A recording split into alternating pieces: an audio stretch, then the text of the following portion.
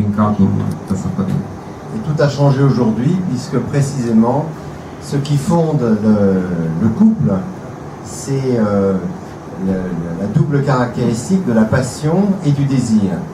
Evident că asta a basculat cu totul în zilele noastre, întrucât la baza cuplului, în momentul de față, stau pasiunea și dorința erotică. Et c'est ce qui rend justement la vie à deux si complexe et parfois si difficile, c'est que nous voulons construire quelque chose de durable sur un sentiment aussi éphémère qu'est le cœur et la sexualité. Ceea ce face foarte complicat viața în cuplu în zilele noastre este că vrem să facem durabil un lucru care se bazează pe ceva atât de flu, atât de liber ca iubirea și sexualitatea. Dans toute la littérature classique européenne, mais spécialement française, les moralistes avertissent leurs lecteurs des dangers de la passion, mais surtout de la sexualité. Il y a une phrase de Montaigne qui est affreuse, mais qui est très éclairante. Il dit que traiter sa femme comme une maîtresse, c'est comme chier dans son chapeau et ensuite le mettre sur sa tête. Vai de mine. Ca să înțeles, nu știu dacă cam să traduc. C'est Montaigne, hein? Evident că spusa e din Montaigne. Mărturisesc că nu știam, deși îmi place Montaigne. E complet cum se putea gândi acum câteva secole.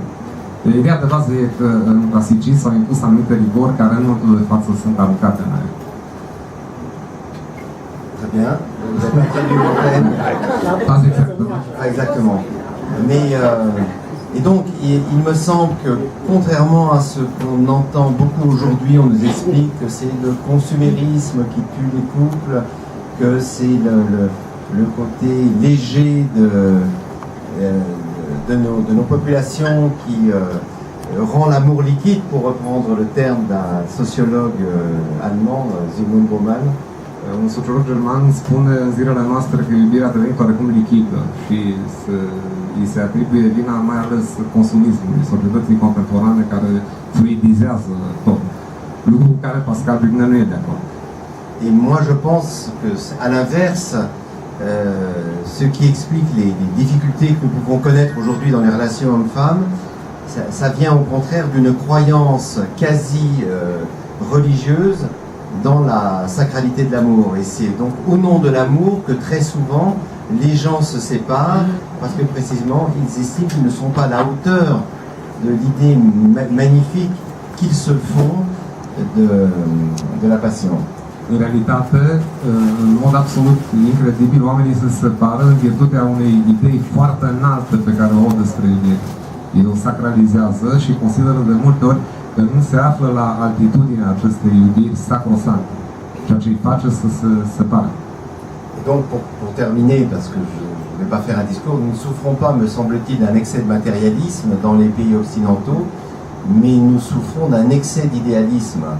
Nous aimons tellement l'amour que nous n'arrivons plus à aimer la personne avec qui nous vivons. Cred că s-a înțeles și e și concluzia autorului, spre deosebire de prejudecata comună care face din Occident sălașul materialismului, în realitate Occidentul suferă de idealism. Idealizează iubirea până într-acolo încât ajungi să nu mai poți iubi pe persoana concretă de lângă tine, ci să iubești ideea de iubire.